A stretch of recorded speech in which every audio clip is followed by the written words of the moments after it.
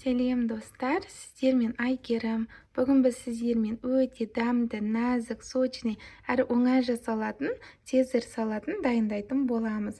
Осы менің рецептім бойынша дайындап көріңіздер. Мені қолдап, каналыма тіркеліп, лайк басып кетуді ұмытпаңыздар. Ең алдымен салатқа қосатын сухари жасаймыз. Сухариді мен қолдан жасайтын боламын. Ол үшін бізге 2 тілім бөлке нан қажет. Салаттың заттарын барлығы дайын тұр. 3-4 жұмыртқа піскен, 2 дана қызанақ. Негізінде черри қызанағын қосып жатады. Егер черри қызанағы болмаса, кәдімгі қызанақ қоса берсеңіздер болады. Тауықтың төс еті мен алдын ала қайнатып алдым. Негізінде тауықтың төс етін мариновать етіп, қуырып алып та жатады. Ірімшікті мен ең артынан үккіштен өткізіп бетіне себетін боламын. Және де салат жапырақтарын қосып жатады. Менде онда болмағандықтан пекинская капустаның жапырақтарын қосамын. Нанымызды ортасынан 2-ге бөлеміз. Осылай кесіп шығамыз. Осындай көлемде болуы қажет. Мінеки дайын. Бөлек ыдысқа салып, кішкене паприка саламыз. Шым-шым тұз. Дәміне қарай қара бұрыш. Енді кішкене араластырып, пешіміздің табағына салып, духовкаға пісіріп аламыз. 180 градуста 1-5 минуттай қызарғанша пісіреміз.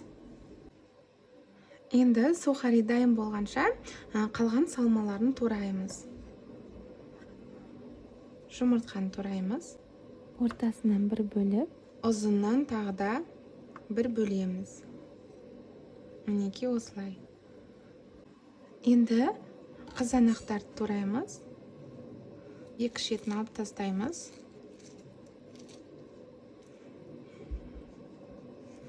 Қызанақты да жалпақтап үлкенірек етіп тураймыз.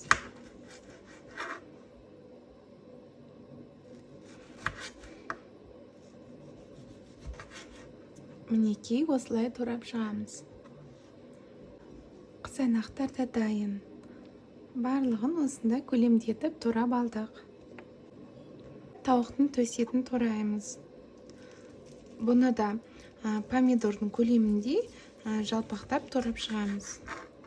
Мінеки осындай көлемде етіп тураймыз.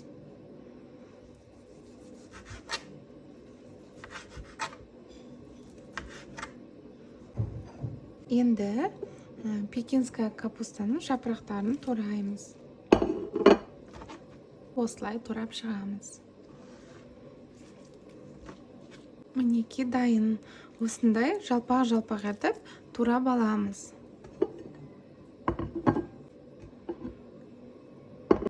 Ірімшікті үккіштен өткіземіз. Мінеки дайын. Сухари да дайын болды. Осылай қызарып, қытырлақ болып шығуы қажет. Салаттың барлық заттары туралып дайын тұр. Қазір салатты жинаймыз. Капустаның жапырақтарын саламыз. Тауық етін саламыз. Қызанақ.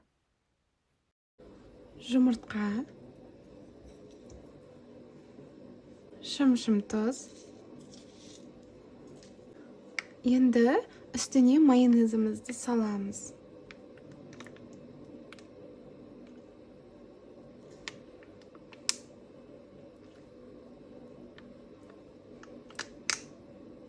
Майонезді барлық жеріне жеткізіп, жақсылап араластырамыз.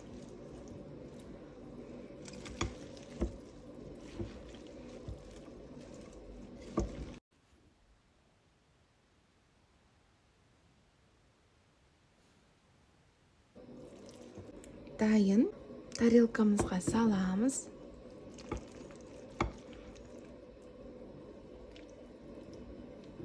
Мінекей салатымызды тарелкаға салып алдық. Енді сухариді артынан осылай әр жеріне салып шығамыз. Дайын. Өте әдемі. Ең артынан ірімшігімізді бетіне себеміз. Салатымыз толықтай дайын. Өте дәмді, нәзік, сочный болып шықты. Видеомды соңына дейін қараған болсаңыздар, каналыма тіркеліп кетуді ұмытпаңыздар. Ас болсын.